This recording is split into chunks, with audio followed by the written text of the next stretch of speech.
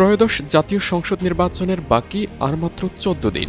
এমন সময় অন্তর্বর্তী সরকারের প্রধান উপদেষ্টা ড মোহাম্মদ ইউনূসের কাছে খোলা চিঠি লিখেছেন আন্তর্জাতিক মানবাধিকার সংগঠন অ্যামনেস্টি ইন্টারন্যাশনালের সেক্রেটারি জেনারেল বা মহাসচিব অ্যাগনেস ক্যালামার্ট।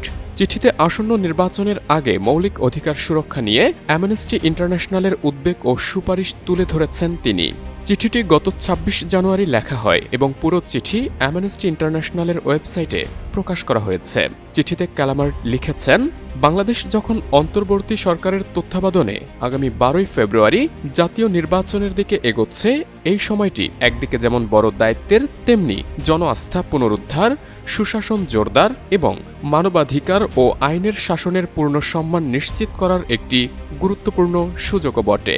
আগামী ১২ই ফেব্রুয়ারি অনুষ্ঠিতব্য নির্বাচন বাংলাদেশের জন্য এক সন্ধিক্ষণ। এই নির্বাচন এমন একটি নতুন পথ নির্ধারণের সুযোগ এনে দিয়েছে, যেখানে দেশের সকল মানুষের অধিকার ও মর্যাদা কেবল সম্মানিতই হবে না, বরং তা বিকশিত হবে। ভবিষ্যৎ হোক নিরাপদ, বিনিয়োগ হোক বিশ্বস্ত, আর আমার পছন্দ সল্ট বে। ওয়েলকাম টু সল্ট বে।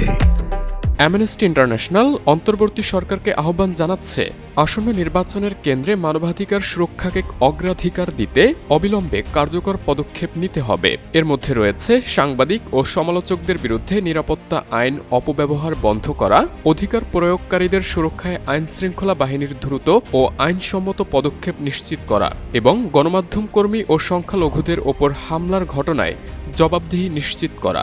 ১২ই ফেব্রুয়ারি ২০২৬ সালের নির্বাচন পূর্ব সময়কাল হবে আন্তর্জাতিক বাধ্যবাধকতা ও আইনের শাসনের প্রতি অন্তর্বর্তী সরকারের অঙ্গীকারের এক কঠিন পরীক্ষা। এই সময় নেওয়া সিদ্ধান্তগুলো আগামী বহু বছর ধরে বাংলাদেশের মানবাধিকার পরিস্থিতির গতিপথ নির্ধারণ করবে। তাই দেশের ভবিষ্যৎ গঠনে সকল মানুষ যেন অবাধে, নিরাপদে এবং ভয়হীনভাবে অংশ নিতে পারে, এটি নিশ্চিত করে প্রকৃত নেতৃত্বের প্রমাণ দেওয়ার এই সুযোগ অন্তর্বর্তী সরকারকে অবশ্যই কাজে লাগাতে হবে।